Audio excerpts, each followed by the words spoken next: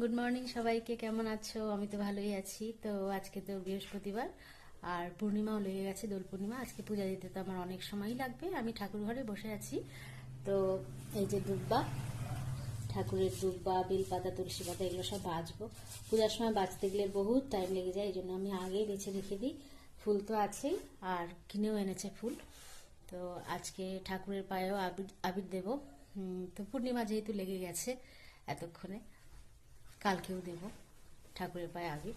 ওকে, তো এখন আমি এগুলো বাছাবাছি করি, সব পরে দেখা হবে। আমি পূজা দিয়ে এখনই উঠলাম, বৃহস্পতিবার। তারপরে আজকে দিনটাও খুব ভালো, দোল পূর্ণিমা। তো টাইম লাগলো অনেক। মায়ের খাওয়া হয়ে গেছে, এখন আমি সীমাদিকে খেতে দেবো। আজকে লাল শাক হয়েছে, উচ্ছে আলু ভাজা, আর টাটকিনি ভাগনা মাছ। ওটা ছোট বাটা মাছ হয়, তো আমাদের এখানে টাটকিনি ভাগনাই বলে। মাছটা খুব ভালো, এমনি ওটা সজনা ডাঁটা দিয়ে, বড়ি আলু বেগুন দিয়ে ঝোল হয়েছে। তো এখন আমি সীমাদিকে খেতে দিই।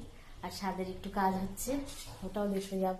ছাদে আসলাম, ছাদের কাজ হচ্ছে। ওদিকে ইটগুলাও লাগিয়েছে, আর এদিকে বালি পাথর আছে, আরো আছে আরো কিছু।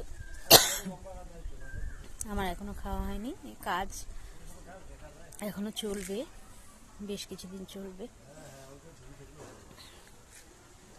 আর আমি আরেকটু পরেই খাবো, খেতে যাব। ওকে, তারপরে আবার বিকালে দেখা হবে। তো এখন সন্ধ্যা দেওয়া হয়ে গেছে আমার। এখন সন্ধ্যা দেওয়ার পর চা বসিয়েছি, জলটা ফুটছে। তারপরে চা খাবো। চা খেয়ে সিরিয়ালই দেখবো, কিছু করার নেই।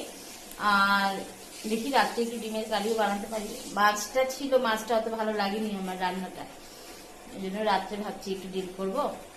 ঠিক আছে, তো আজকে এটুকুই থাক। তোমরা আমার ভিডিও দেখো, আমার পাশে থেকো। ভিউজ হচ্ছে না সত্যি একদম। ঠিক আছে, যদি ভালো লাগে অবশ্যই আমার পাশে থেকো, তবে আমি আবার একই কথা বলছি, গ্রো করতে পারবো। ঠিক আছে, টাটা, চলো, খুব ভালো থাকো।